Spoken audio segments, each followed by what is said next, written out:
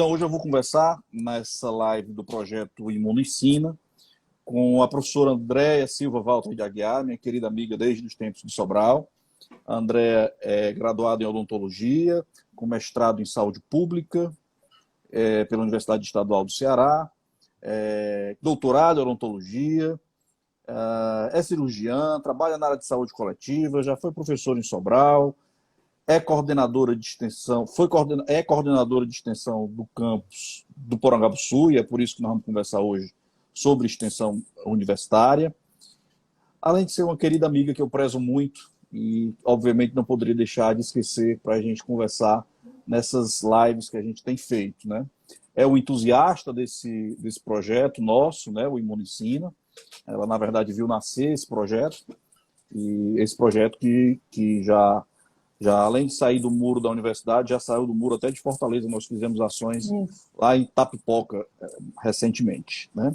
Então é um prazer falar com você, minha querida amiga, e a primeira pergunta que eu tenho feito a todo mundo é como é que está sendo esse tempo de vida em isolamento, o que é que você tem feito de bom, o que é que você está fazendo que não tinha tempo de fazer antes. Seja bem-vinda. Bom, obrigada. Primeiro eu queria lhe agradecer pelo convite, Edson. Na realidade, é um prazer conversar sobre extensão, né, com você em especial. Realmente o projeto Imuno Ensina, ele é um marco, né, na área, inclusive nas ações de extensões voltadas para a área básica, né, ele fez um diferencial muito grande na concretização da área básica sobre ações de extensão, né. Bom, o que é que eu tenho feito na pandemia, em tempos de isolamento? Eu vou lhe dizer que é trabalhado muito. Na realidade, em tempos de trabalho remoto, a gente tem uma intensificação, por incrível que pareça, quando a gente não está presencialmente, então as demandas elas ocorrem remotamente e urge também que a gente não deixe o colega apreensivo, então o trabalho remoto ele realmente é intenso, né? Então tenho estudado, tenho procurado, tenho feito cursos, né? Cursos inclusive sobre trabalho remoto, sobre ensino remoto, né? Inclusive eu estou inscrita em 3 cursos, né? Fazendo 3 cursos pela UFC virtual, né? Sobre tecnologias da informação e da comunicação e docência, sobre gamificação, Tem um até em Sobral, né, André? Esse é um curso de aperfeiçoamento que está inscrito, está aberto ainda essa inscrição. Tinha encerrado ontem, mas vai estar aberto até o dia 21. É um curso de aperfeiçoamento de 180 horas sobre letramento digital na educação. E ele é voltado desde a área infantil até o ensino na saúde. São 6 grupos, né? E ele é junto lá de Sobral, né, com o pessoal do IDEA. E ele está cadastrado também na Pró-Reitoria de Extensão, né, esse curso. É um curso, e depois vai ter um outro curso a partir do outro semestre, com uma carga horária maior ainda, também voltada sob essa forma remota, né? Então, trabalhando muito. Eu tenho conversado com alguns professores, até quando a gente vai marcando a agenda das lives, e todos eles dizem, deixa eu olhar minha agenda que está muito mais recheada na época de pandemia do que na época onde a gente pegava um trânsito para chegar na faculdade, porque acaba por acumular alguns trabalhos domésticos com profissionais, né? Isso. Bom, então o assunto de hoje, gente, é a extensão universitária, né? Na verdade, essas lives, a gente tem feito gravações dessas lives e tem disponibilizado no canal do YouTube do Libs, né? E isso fica como uma forma de difusão de informação, além de difusão científica, André. Então, assim, é bom que a gente use sempre uma linguagem para que todo mundo possa entender e não só o ambiente universitário. E pensando nisso, a primeira pergunta que eu lhe faço até para quem é de dentro da universidade, às vezes é difícil entender o que é extensão universitária. Então, como é que a gente poderia conceituar a extensão universitária, que é um dos tripés, né, de sustentação básico das universidades públicas? Edson, eu, na realidade, assim, existem conceitos específicos, né, sobre o que é extensão, né, que está relacionado com o científico, com o cultural, de forma que ele possa modificar a realidade a qual ele se propõe. Você colocou que a extensão é um tripé, faz parte do tripé.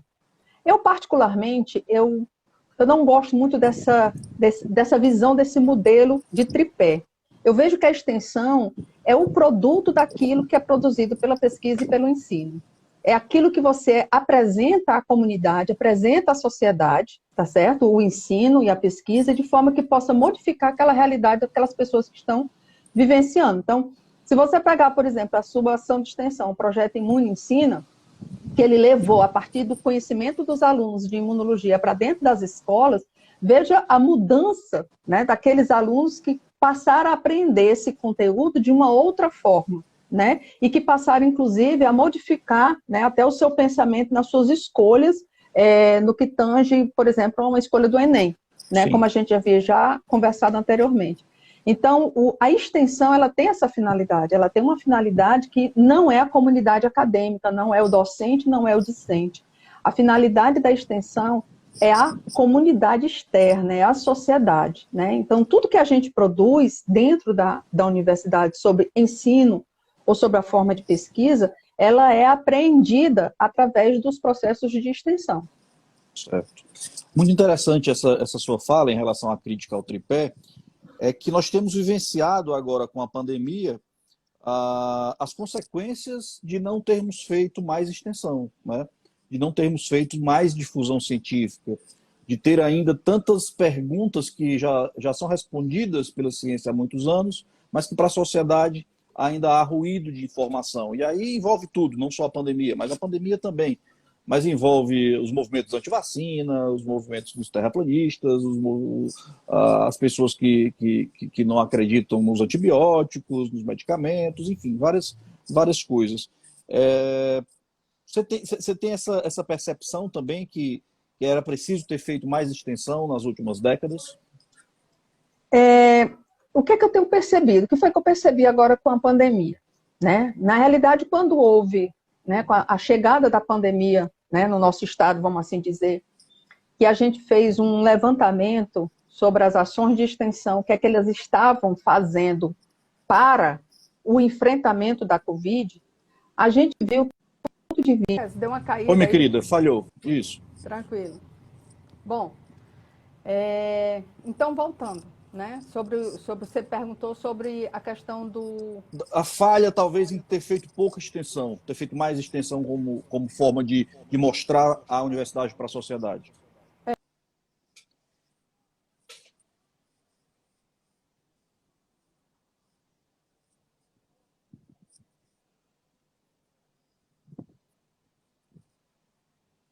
Acho que essa pergunta não é muito boa, não, porque é a segunda vez que cai. Mas é uma boa pergunta, eu vou esperar a André voltar. Cortou de novo? Cortou, mas caiu, foi tudo aqui agora. Pronto. Comece do começo agora. Vambora, depois tu vê aí. Na realidade, existe sim essa dificuldade do colega, inclusive, compreender o que é extensão, certo? E fazer uma extensão voltada para a comunidade num todo, voltado justamente para que haja essa modificação dessa realidade. Quando é que a gente vê isso? Quando a gente vê ações de extensões sendo construídas, aprovadas nas instâncias, mas elas são com ênfase maior, ou ensino ou em pesquisa, e baixa ênfase na comunidade. E não é isso que a gente quer na extensão. A gente quer na extensão de que a ênfase da ação ela seja voltada para a comunidade ou até mesmo dentro da própria comunidade a qual ela se propõe. Ou seja, a extensão não voltada para dentro, e sim como extensão universitária propriamente dita, voltada para fora da universidade. Voltada para aqueles que realmente precisam, no sentido da comunidade, ou seja, de um bairro, ou seja, de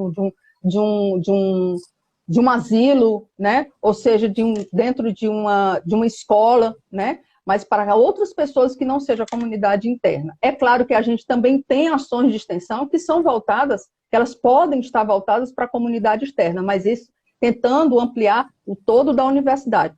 Por exemplo, a gente tem uma ação de extensão que ela fez uma capacitação para os alunos do PSI sobre suporte básico de vida, certo? Então, aqueles alunos do Certo. PSI, né, a comunidade interna da universidade foi capacitada para, em casos de eventos agudos, né, cardíacos agudos, uma parada cardíaca, né, por exemplo, o que fazer diante disso? Ou diante de um engasgo, o que fazer, né, com as desobstruções das vias aéreas? Então, isso foi uma ação de extensão capacitando a comunidade interna, mas havia o desejo dessa comunidade de aprender sobre isso, né? Certo. Então, a gente já demonstrou para quem é a extensão, né, e qual o objetivo principal dessa vertente universitária. E aí, você poderia me dar mais exemplos, dentro do que você tem visto no Porangabuçu, de aplicações de extensão, né? Quais são, citar umas 4 ou 5 ações diversificadas aí que você pode citar para a gente, que muitas vezes não ficam muito claras, até para quem está dentro da universidade. Tem uma coisa que eu acho que a gente precisa investir mais, né? Dentro da própria Pró-Reitoria de Extensão, e isso a gente tem um blog chamado Conhecendo a Extensão, que é justamente isso, para a gente mostrar para a comunidade as extensões que existem na universidade. Então, dentro do Porangabuçu, nós temos ações de extensões importantíssimas, certo? Nós temos o NEL, que é o Núcleo de Estudos da Longevidade, que ele apresenta uma capilaridade dentro daquelas instituições de longa permanência, ou seja, ela tem um trabalho dentro da Casa de Nazaré, ela tem um trabalho dentro do Lar dos Idosos, né? A gente tem que esse programa, inclusive, ele tem professores de todos os cursos do Porangabuçu. E a cada 2 anos a gente tem uma coordenação de um dos cursos. E assim você tem uma pluralidade, né? Vou citar, assim, pelos cursos, tá certo? O curso de medicina é o curso que tem mais ações de extensão. Hoje, por exemplo, nós temos ao todo ativas, recentemente feito esse mapeamento, 287 ações de extensão ativas, no Porangabuçu. Da medicina, são 167. Então, para você ver o peso que a medicina ela tem em relação ao cadastramento de ações de extensão. Sim. É claro que aí a gente tem os núcleos de pesquisa, nós temos muitas ligas, mas, por exemplo, nós temos o GEON. O GEON, que é um programa voltado para os estudos de oncologia e muito voltado para a questão do câncer de mama, né? Sob o ponto de vista de HIV/AIDS, nós temos os trabalhos da professora Marli Terezinha na enfermagem com NEAIDS, nós temos também o trabalho do Fabrício Bitu na odontologia, através do NEP, que tanto é para atendimento para pacientes portadores de HIV/AIDS, como os pacientes que vão ser transplantados, os pacientes portadores de doenças infecto-contagiosas, né?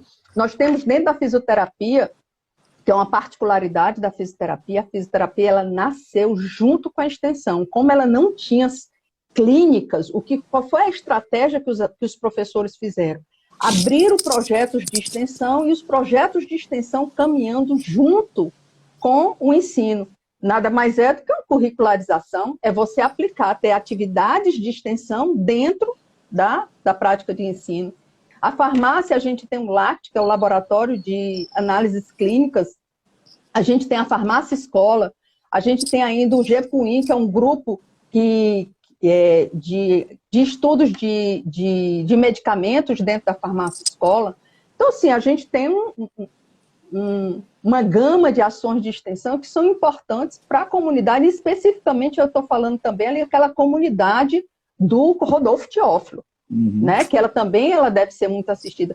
Que é uma outra coisa, sabe, Edson? Que eu acho que a gente tem que olhar para a comunidade onde os cursos estão assentados. Então, aquela comunidade do Rodolfo Teófilo, da Lagoa do Porangabuçu, ela tem que estar assistida. Poxa, o núcleo todo da saúde da universidade está dentro do Rodolfo Teófilo. Né? Então, a gente tem que criar também ações de extensão voltada para aquela população do entorno. E não está nem um campus, está simbioticamente com a população, que não existe nenhum campus isolado. Não é? Sim, não tem nem muros. Ela entra, ela perpassa, ela é toda amalgamada. Ali você tem você tem uma verdadeira imbricação entre a comunidade e o campus do Porangabuçu de uma forma estrutural, vamos assim dizer. Muito legal. Em pouco tempo você falou tantos projetos maravilhosos aqui, a Farmácia Escola, que é quantos anos, né? A gente já não tem a Farmácia Isso. Escola, um papel importantíssimo na sociedade, já talvez com um reconhecimento da sociedade mais bem estruturado do que alguns outros, né? Sim. Mas o NEAIDS, o GEON. A minha pergunta agora e a provocação é, além do blog, o que que a gente pode fazer, o que que a extensão pensa de ter pautas de divulgação na imprensa em geral, né? Ter Bom, espaços em jornais, em televisão, em rádio, etc. é, na realidade, assim, a gente tem um desejo, né? A gente tem um desejo de divulgar, né? Da divulgação da extensão. Hoje, a divulgação da extensão tem o blog, né? A Secretaria de Comunicação da Universidade, ela é intrinsecamente ligada a isso, né? Ligada ao blog, para a gente poder, inclusive, criar matérias para a UFCTV, porque na hora que você tem uma Secretaria de Comunicação, são os outros órgãos, os outros jornais, televisão e mídia, rádio. Isso daí eles procuram, inclusive, o setor de comunicação da universidade para saber o que é que vocês têm em pauta, etc. Né? Então, a gente tem um desejo, né, de ter eu não posso dizer assim, porque não é constituído, né, mas um setor, né, específico na pró-reitoria para divulgação, né? E divulgação não somente para a comunidade externa, mas também e principalmente para a comunidade interna. Nós tínhamos o Conhecendo a UFC, que era uma ação de extensão, que a gente levava aos sábados pessoas para conhecer ações de extensão, o borboletário, as visitas que eram feitas lá no mangue, né? Para quê? Para que nós, professores, nós, alunos da universidade, pudéssemos conhecer o que estava sendo feito, né? Então, existe, sim, uma lacuna no que se trata de divulgação, uma maior divulgação. Isso ficou muito claro agora com a pandemia, quando a gente fez um screening, porque muita gente fazendo muita coisa, e a gente precisou efetivamente dessa plataforma que foi criada para a gente ter essa divulgação, mas essa divulgação ela ainda está, no meu entendimento, ela é muito endógena. Ela precisa explodir, ela precisa sair de dentro da universidade e ir para os outros meios de comunicação. André, confere só o teu microfone se não está arranhando na tua roupa, que está fazendo um barulho esquisito. Não, tá bem aqui. Tá, então aí tá ótimo. Então é alguma coisa do Instagram mesmo. A gente tem a agência UFC, né, que foi uma iniciativa legal na parte de ciência, né, de mostrar matérias a respeito de saúde, ciência, sociedade, tecnologia, né? Mas eu ainda acho que é tanta coisa boa que nós temos, é tanto potencial que nós temos para produzir matérias, e a gente vê tantas matérias ruins sendo veiculadas muitas vezes em nossa imprensa, que eu acho que falta uma amálgama aí. E a chamada pauta positiva, né, Edson? Por exemplo, a professora Nádia colocou aqui, nós temos divulgando a extensão, eu falei, professora, a respeito do divulgando a extensão, Sim, sim. Inclusive a Narjara, que é uma servidora, que é jornalista nossa lá, que é a formação dela na comunicação, ela que toca. Mas a gente precisa de pautas positivas, a gente precisa, inclusive, que a mídia, né, ela procure também pautas positivas, né? E existe também um certo... Eu não sei se é falta de interesse, você está entendendo? Mas essa necessidade da gente dizer o que é de bom, tá certo? Nós temos muita coisa boa, Edson. Muita coisa boa acontecendo. Recentemente, eu até divulguei um vídeo que o IPRED fez. O IPRED, ele é uma ação de extensão, Sim, só que sim, hoje sim. ele é uma ONG, e ele produziu e distribuiu 400 toneladas de comida em um mês, com a atividade junto com o Unibanco. Isso é muito importante, né?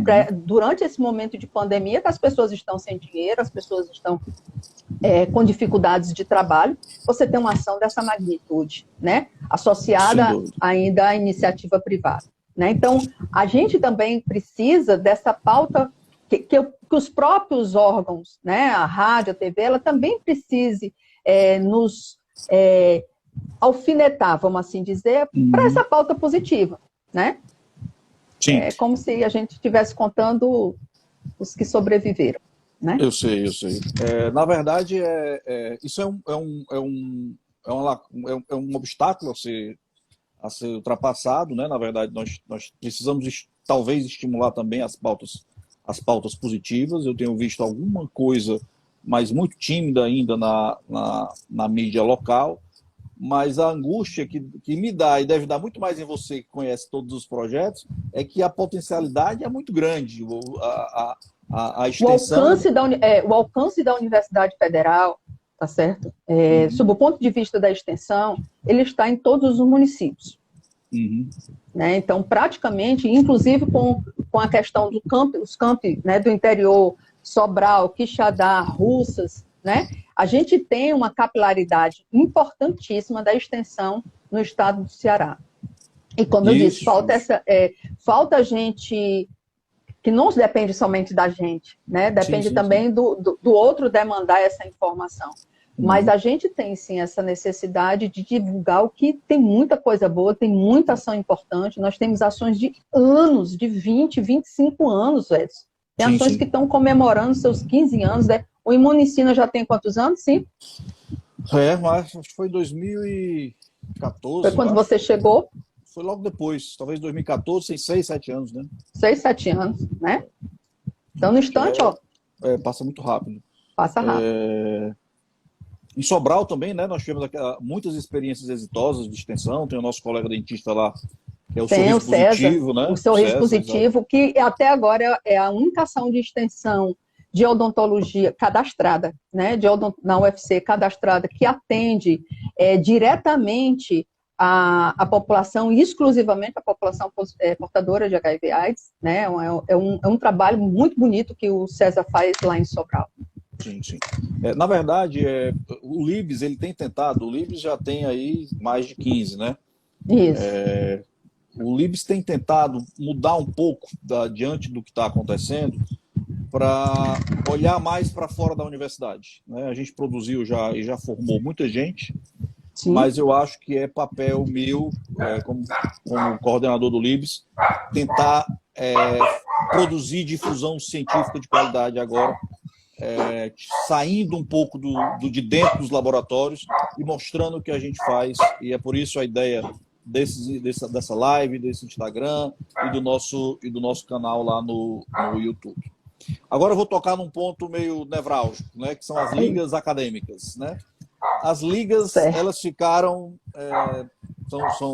depois você me explica o que é as ligas acadêmicas e qual é o papel das ligas efetivamente em produzir essa extensão para fora, né? Como vocês têm trabalhado com as ligas para que o trabalho das ligas também tenha um alcance social?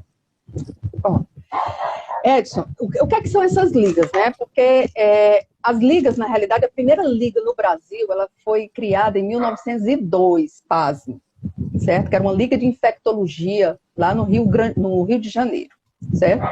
Depois passaram os anos, houve uma certa consolidação, vamos assim dizer, no período da ditadura brasileira, e depois essas ligas começaram a crescer. Essas ligas, elas têm uma similaridade muito parecida, inicialmente, com as ligas acadêmicas americanas, que elas são reuniões, né, que elas são constituídas por alunos, que eles deliberam a respeito de uma temática ou de uma especialidade, no nosso caso, trabalha-se muito sobre a forma da especialidade, e que faz as três coisas: ensino, pesquisa e extensão.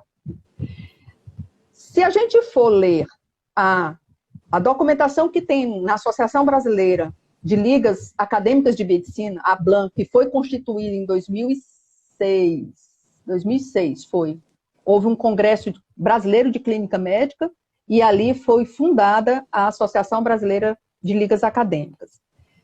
Ela diz o seguinte, que a liga acadêmica ela tem esses três eixos de ensino, pesquisa e extensão, mas que o eixo maior deve ser o eixo da extensão. Lembrando que a extensão não é um assistencialismo. Liga acadêmica, ela não é para formar, e aqui eu vou abrir e fechar aspas, mão de obra qualificada, fecha aspas. Por que eu estou colocando isso? Porque recentemente eu recebi uma ação que tinha isso como uma meta, né? Quem tem que formar mão de obra é o ensino. A extensão, ela vem facilitar esse processo de ensino, colocando elementos da realidade que está acontecendo, colocando elementos de dentro do posto de saúde, ou de dentro da comunidade da favela, de onde quer que seja. Então, o que é que acontece? As ligas acadêmicas, quando a gente chegou, nós tínhamos inúmeras ligas acadêmicas. E o que é que a gente começou a fazer o trabalho? Primeiro, nada da gente finalizar qualquer ação da pró-reitoria. Na realidade, a gente precisa mostrar que eles têm um potencial de fazer mais extensão do que eles estão se propondo.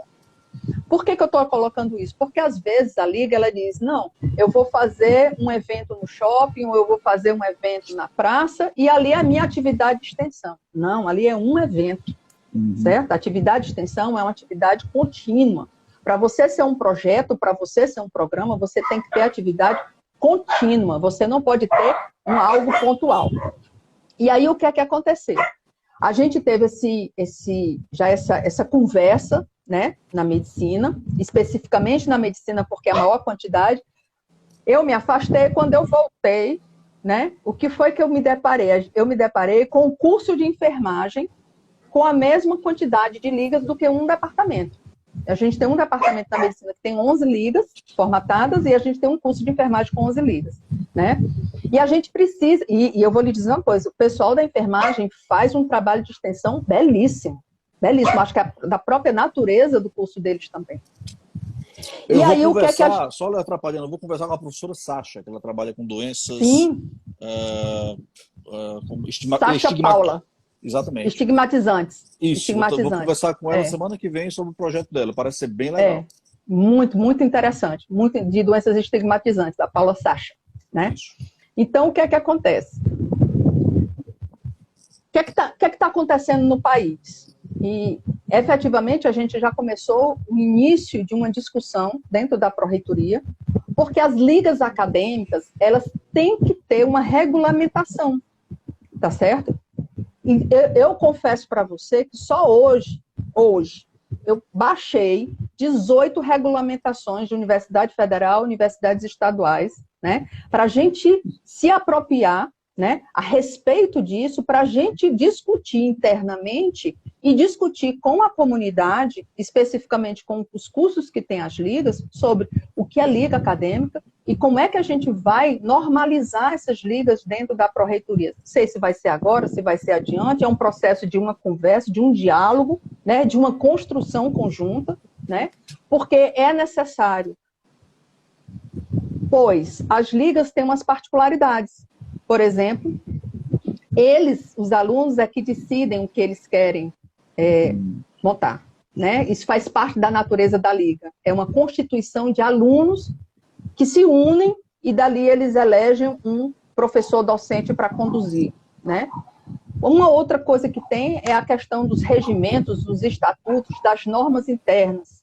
Existem ainda presidente, vice-presidente, setor cultural, etc. e tal. Então, o que foi que eu estava vendo nessas resoluções que eu baixei, né? Comecei já a ler. Existem, inclusive, discussões importantes, né? Porque o tempo de permanência, por exemplo, já que é constituído pelo aluno, não foi o Edson que criou, foi o aluno do Edson que criou. Então, qual é o tempo de permanência na liga? 1 ano, 2 anos, os 4 anos da faculdade, os 6 anos da faculdade, né? Então, tudo isso a gente tem que discutir conjuntamente com as ligas, né? E olha, Guedes, que eu vi ligas cadastradas, né, dentro dessa resolução que não estão nem na extensão, a maior parte estão nas pró-reitorias de extensão, mas eu encontrei resoluções de ligas que estão cadastradas na pró-reitoria de graduação. Por quê? Porque o foco dela, o cerne dela é ensino. Na verdade, isso mostra o quanto é fértil, né, o tecido universitário, né? Na verdade, as ligas são devem ser bem estimuladas, obviamente, Sim. mas para estar dentro da extensão, esse papel da extensão tem que estar muito claro. Eu acho que talvez o que havia era um desconhecimento disso, né, em relação à extensão, e também essa diferença em relação à organização, né? Não é um projeto, é quase uma instituição, né? Tem um presidente, tem o tesoureiro, e aí realmente cria-se um órgão um pouco diferente do que é um projeto de extensão, mas nada que não possa ser adaptável, né? Exatamente. Não, e tem, por exemplo, tem pró-reitorias que eles criaram um chamado programas especiais, que é para as ligas, porque ela não cabe somente como um projeto, você está entendendo, Edson? Mas ela também não é de um todo não extensão, né? A gente tem que valorizar, né? Eu me lembro que teve uma Semana da Saúde na Medicina e que eu fui falar sobre ligas acadêmicas e eu fiz um levantamento de todas as atividades das ligas acadêmicas cadastradas naquele ano. As atividades de ensino, as atividades de pesquisa e as atividades de extensão que eles colocavam lá na proposta. E o que a gente observou? Que as atividades de ensino e de pesquisa, elas são muito maiores do que as atividades de extensão. Entendi. Então, na realidade, a gente quer ampliar essas atividades de extensão, né? Muito bem. Na verdade, eles trabalham muito, né? Eles trabalham muito, são bem organizados, mas precisa realmente a universidade precisa, como política, se mostrar mais, e a extensão tem um papel muito importante nisso. É a vitrine, né? É a vitrine. É a vitrine. É tanto que tem institucionalmente uma pró-reitoria, não é? Que é a pró-reitoria de extensão. Tivemos 50 anos. Como é que ela está organizada e como é que ela funciona, a pró-reitoria de extensão? Quais são as bolsas? Como é que ela se financia? Enfim. Bom, primeiro, a pró-reitoria de extensão, a nossa pró-reitoria de extensão, ela tem 50 anos. Ela está no 51º ano. Né? A gente fez, no ano passado, foram os 50 anos da pró-reitoria de extensão. Assim como, salvo engano, acho que quase conjunto com a pró-reitoria de pesquisa e pós-graduação, salvo engano. Então, a pró-reitoria ela é hoje institucionalizada sob a forma geográfica, né? Ou seja, o campus do Porongabuçu, com os cursos que estão no campus do Porongabuçu. Nós temos o campus do Benfica, com os cursos que estão no Benfica, excetuando ali o curso de arquitetura, que o curso de arquitetura ele faz parte do PSI, né? O campus do PSI, e nós temos a coordenadoria de Intercamp, que é a que faz o gerenciamento, né, a organização sob o ponto de vista dos campos de Quixadá, de Sobral, de Russas e Crateús, né? Nós temos ainda a Coordenadoria de Desenvolvimento Familiar, né, o CDFAM, ele hoje é uma coordenadoria vinculada à Pró-Reitoria de Extensão, e especificamente por conta da articulação com a Prefeitura sob o ponto de vista de uma unidade de atenção primária à saúde, né, fortemente a gente tem essa coordenadoria, e nós temos também, junto à Pró-Reitoria de Extensão, a agência de estágios, né, que ela fica do outro lado, ela fica dentro da reitoria, né, mas ela faz parte da extensão. A Pró-Reitoria de Extensão, ela é hoje capitaneada pela professora Elizabeth Dai, do Departamento de Medicina Clínica, pró-reitor, e o pró-reitor adjunto é o professor Rogério Mazi, né, do curso de Engenharia de Produção.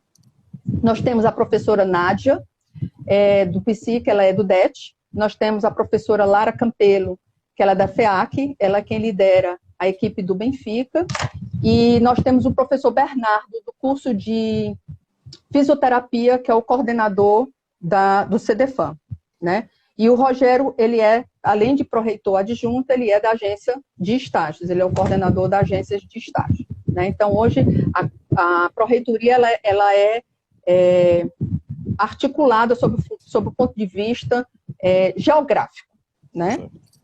Geográfico. Você me perguntou sobre as bolsas, não foi? Sim. Como é que é o financiamento disso e como é que tem sido a série histórica disso, né? Como é que está o avanço dessas bolsas? Bom, vamos lá.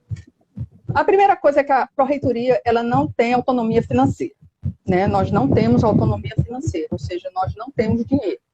Tudo que está relacionado com a pró-reitoria, ela advém da fonte da universidade. Então, desde quando eu entrei, a gente que foi em final de 2012, eu peguei a primeira, né, para 2013, a quantidade de bolsas não mudou, Edson, né? São 650 bolsas.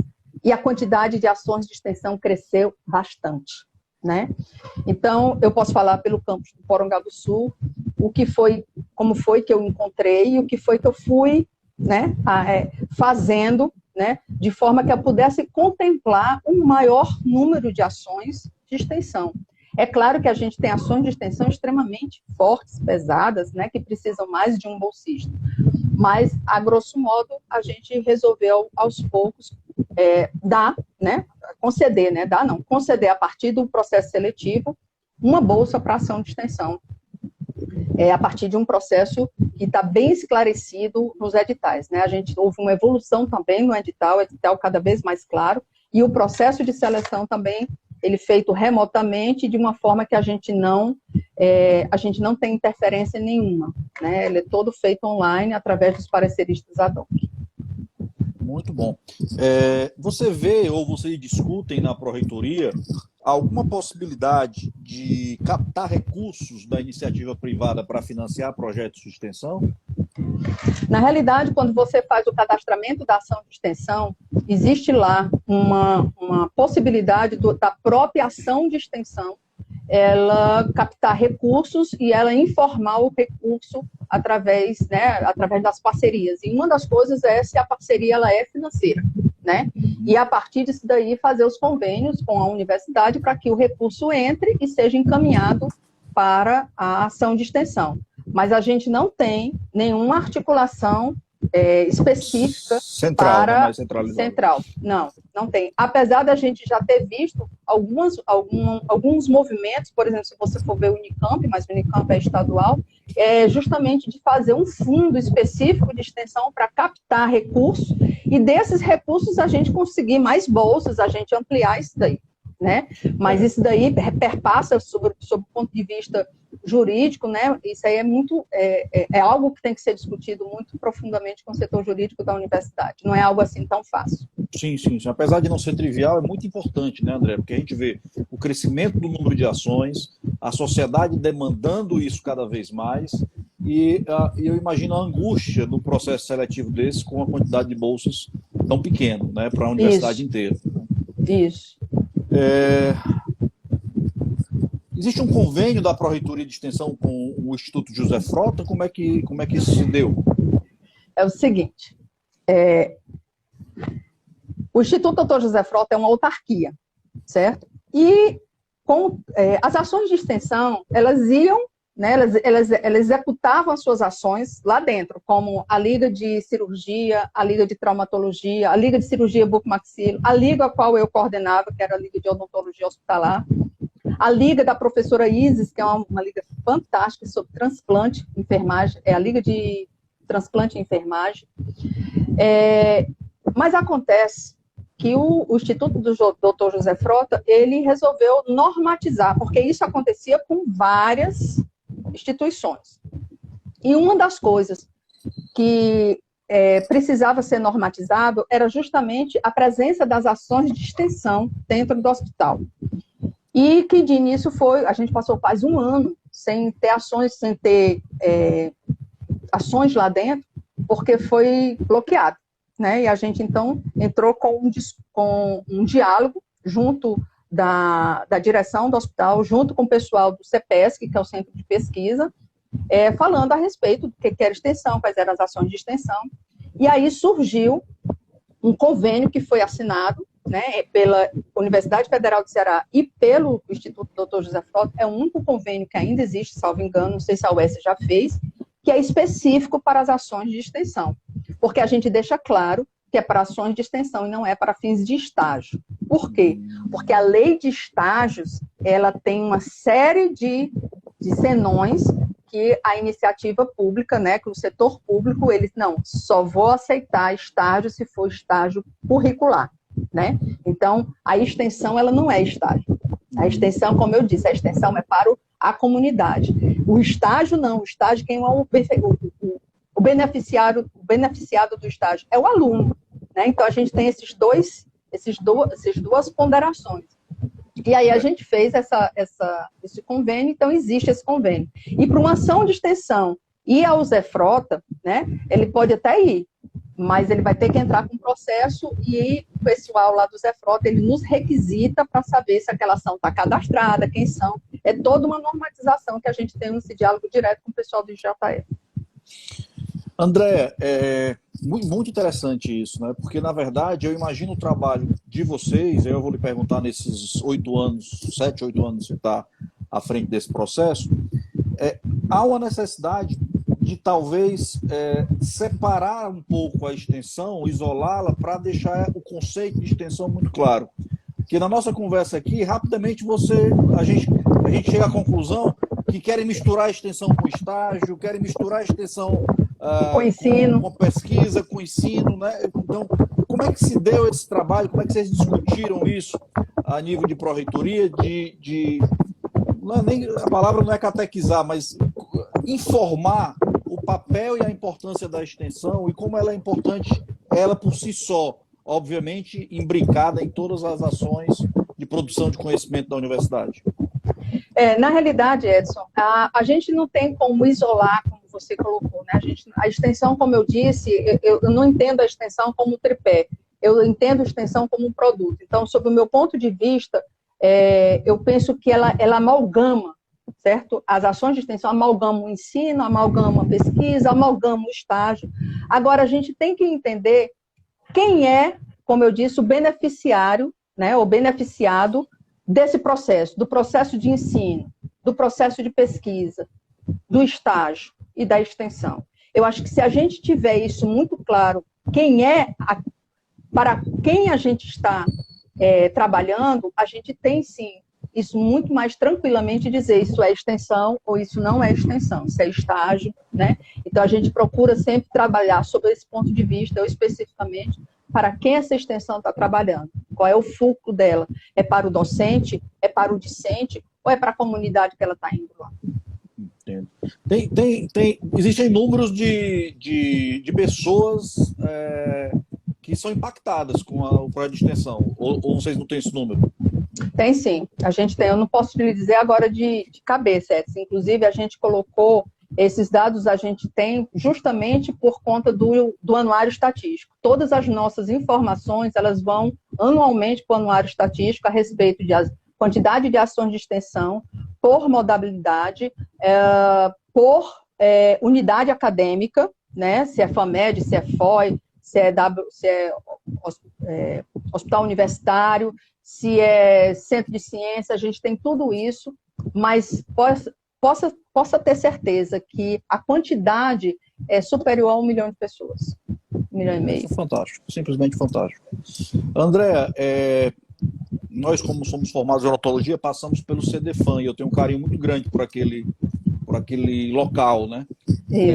Como é que tem sido tratado o CDFAM? Houve uma perspectiva de que a prefeitura também entrasse em alguma parceria? Como é que está funcionando o CDFAM hoje e qual é o papel dele lá naquela comunidade lá do Pan-Americano?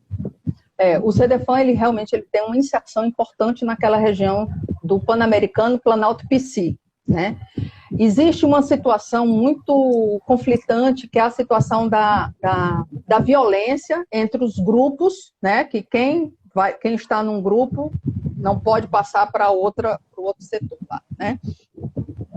O CDFAM, ele era um projeto de extensão, um programa de extensão, que ele foi crescendo, e ele tomou um tamanho que ele não cabia mais somente ser um projeto de extensão. E aí, o que é que aconteceu? A gente precisava colocar, né, sob vários motivos, dentre eles, para também a gente ofertar para a comunidade nossa campo de estágio. Por quê? Porque os campos de estágios para a universidade pública, eles estão limitados, a gente sabe disso. E aí houve uma discussão muito a miúde da Administração Superior da Universidade Federal com a Prefeitura de Fortaleza, para colocar uma unidade de saúde naquele espaço do CDFAM. E por conta disso também, a gente então entendeu que o CDFAM, ele precisava ter um porte, né, de uma coordenadoria. porque ele vai fazer aquela associação da assistência e da docência. Se você se lembrar do CEL Ícaro de Souza Moreira, que a gente fez isso lá em Sobral, que nada mais é do que um equipamento de saúde sendo trabalhado por dois elementos, né? Pela docência e pela assistência. Então, para isso, a gente tem o CDFAM. Então, o CDFAM hoje, como eu disse, ele é capitaneado pelo professor Bernardo, né? Tem o Alexandre, que é o diretor dele, é um pessoal assim, extremamente ativo, né? Que tem feito essa articulação direto com a prefeitura, né? Sobre a reforma do espaço e a colocação lá dentro de uma unidade de saúde. Por quê? Porque existe uma comunidade ali do Pan-Americano que não tem acesso ao posto de saúde por conta da questão da violência. Então, ali a gente ia ser mais ou menos o meio de campo, vamos assim dizer, o meio caminho, e a gente podia trabalhar. Então, para isso, a prefeitura, inclusive, ela disponibilizou equipes de saúde da família, né, de 3 unidades para trabalhar no CDFAM. E isso está acontecendo hoje? Estão lá? Não, eu acho que não na sua totalidade, porque a reforma ainda não aconteceu. Tá certo? Não na sua totalidade. Como eu te disse, eu passei 10 meses fora, então eu não sei o que foi que evoluiu, mas não na sua totalidade. Mas já existe equipes de saúde da família trabalhando dentro do CDFAM. Muito bom, são realmente muitas ações, né? Muito participação, isso impacta diretamente na formação de recursos humanos também, né? Cada uma dessas ligas. E a gente vê isso também, sabe como, Edson? Por exemplo, agora nos encontros universitários, desculpa lhe interromper, o encontro de extensão tem 840 trabalhos. Não é brincadeira. Entre trabalhos orais e posto. A maior parte de trabalhos orais são 520 trabalhos orais. É muita coisa. Né? Então, você vê o produto está ali. E a gente tem que ver aquilo dali. Agora, é isso que tem que ser divulgado, né? Verdade. Minha querida professora Andréa, nós vamos chegando aqui no final da nossa conversa, já passou 51 minutos.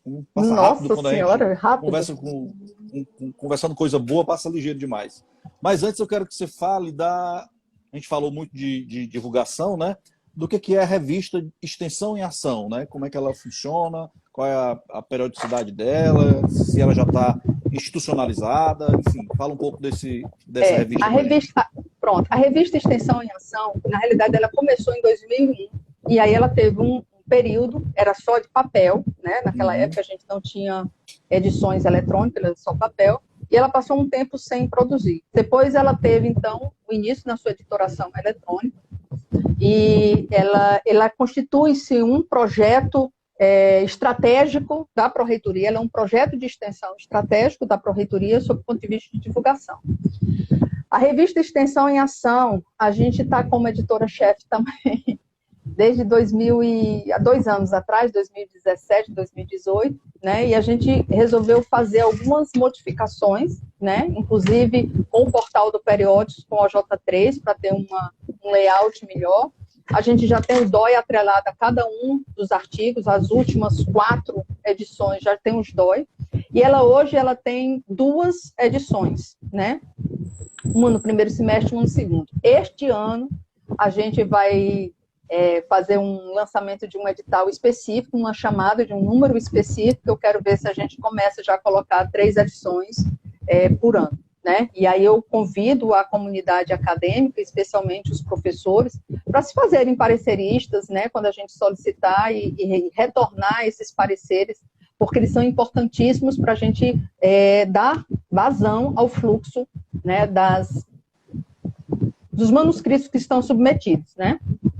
Recentemente, como eu sou editora, eu tenho recebido quase que diariamente submissão. Né? A gente ainda está vendo agora, a gente já lançou a de 2019.2, um pouco atrasada, mas a gente já está trabalhando a de 2020.1, já está sendo começando a avaliar. Quem sabe se essa reestruturação e a parte digital acaba por ajudar naquela dificuldade de capilarizar essa informação nos meios de comunicação de forma geral, né? Sim, inclusive para outros estados, né? Muito bem. Quero agradecer algumas pessoas aqui. A Nádia está mandando os parabéns para você, André, a forma de divulgar, esclarecer. A Ponciano Braz, se eu não me engano, também aqui, Isso. amiga querida, Andréia. Enfim, foi ótimo conversar com você, foi ótimo lhe ver você aí estimulada, Sempre, mesmo em isolamento social, trabalhando forte. sempre. E muito obrigado, foi ótimo lhe ver, Eu foi que ótimo conversar com agradeço, você. Edson.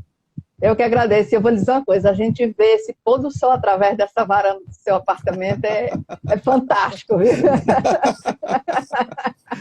Muito obrigado. Então, hoje a gente Eu que conversou com a agradeço. professora Andréia sobre extensão universitária. Daqui a alguns dias, sabe quem é o meu editor? Quem é?